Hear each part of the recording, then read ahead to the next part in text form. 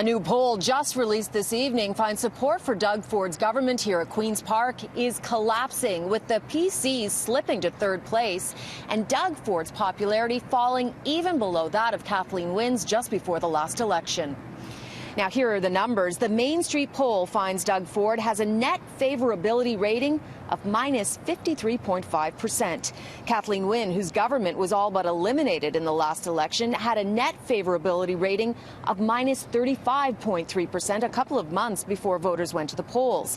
NDP leader Andrea Horwath's net rating is 20.3, interim leader John Fraser 7.4, and Green Party leader Mike Schreiner 11.4. Now, part of the reason that the numbers may be falling is the ongoing battle with the City of Toronto and budget cuts. And keep in mind, this is the fourth recent poll now to show that the Ford popularity is slipping. So back to the battle between the government here at Queen's Park and City Hall, it took another turn today. Yesterday, the Mayor of Toronto, John Tory, released a petition asking the government to reverse its cuts. Well, today, the PC Party of Ontario released a petition of its own slamming John Tory. And remember, John Tory used to be the leader of the PC Party.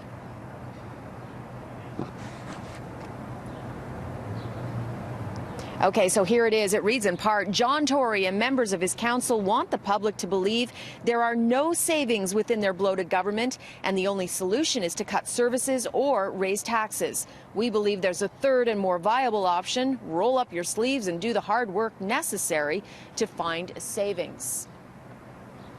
Now, John Tory certainly seems to be winning the PR war. So far, he's had more than 17,000 signatures for his petition.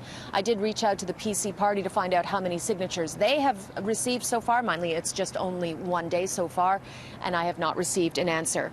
And a deputy mayor who's long been viewed as a Ford-friendly councillor took exception to some comments Doug Ford made this week. Stephen Holyday wrote this letter calling the premier out for what he says are half-truths.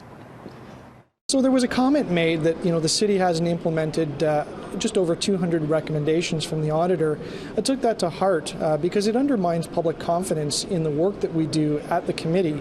In fact, we, since the inception of the auditor, have implemented well over 2,400 different recommendations from the auditor, and a lot of really good work has happened. How many other Conservative councillors are upset about perhaps some of the Premier's comments? Well, I think the last council vote is quite telling. All but one councillor spoke up against the cuts that were put to the city. His nephew. Understood. Yep. But most notably, we took objection to the process in which this has unfolded. Now, this week, the Premier also stated that the City of Toronto's budget has gone up 40% in the 5 years since he was a city councillor. Well, the city is disputing that number. And when I asked, they sent me numbers that claim the increase has only been 20%.